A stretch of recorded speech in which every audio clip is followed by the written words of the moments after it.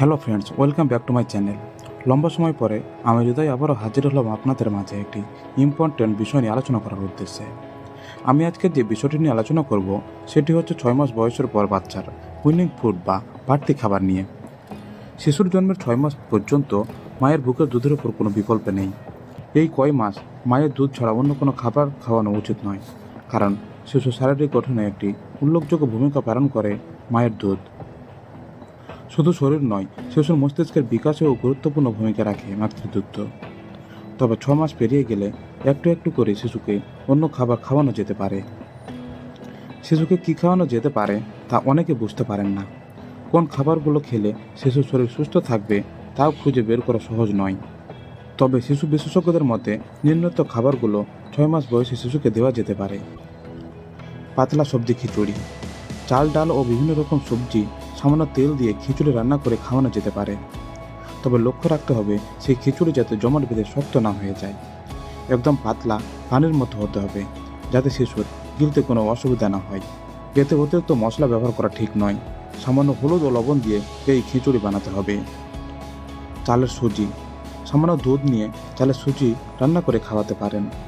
সুজি অনেকটা ভাতের কাজ করে, যা আপনার শিশুর জন্য শক্তি যোগাবে। বিভিন্ন ফলমূল, ফলের মধ্যে কলা দিয়ে প্রথম খাওয়ানো শুরু করতে পারেন। পরে বেদানা, আঙ্গুর ও আপেল জাতীয় ফলগুলো রস করে খাওয়ানো যেতে পারে। আলু, দুধ ও বাদাম, আলু সিদ্ধ করে তার সঙ্গে দুধ ও বাদাম মিশিয়ে খাওয়ানো যেতে পারে। এটা শরীরের জন্য ভালো কাজ করে থাকে। মাছ, মাংস, ডিম, এ সময় শিশুকে মাছ, মাংস, ডিম বা দুধের তৈরি খাবার খাওয়াতে পারেন। ডিম ও দুধ শিশুর প্রোটিনের চাহিদা পূরণ করবে। ডিমের কুসুম দেওয়া যেতে পারে, তবে শুরুতেই ডিমের সাদা অংশ নয়, তার থেকে অ্যালার্জি হতে পারে। কাটা বেছে নরম মাছ শিশুকে খাওয়ানো যেতে পারে। ওটস, শিশুকে ব্লেন্ড করে ওটস খাওয়াতে পারেন।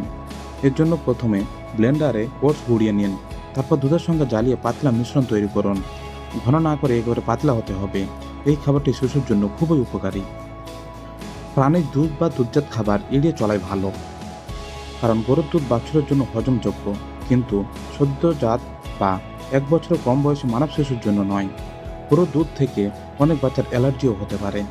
শিশুর শক্তি যোগাতে, দেহের ক্ষয়পূরণ বৃদ্ধি সাধন সহ দেহ সুঠাম গঠনে, মেধা বিকাশে এবং শিশুর রোগ প্রতিরোধ ক্ষমতা বৃদ্ধিতে সহায়তা করে খাবার। তাই 6 মাস বয়স থেকে মায়ের বুকের দুধের পাশাপাশি বাড়তি খাবার শিশুকে দিন।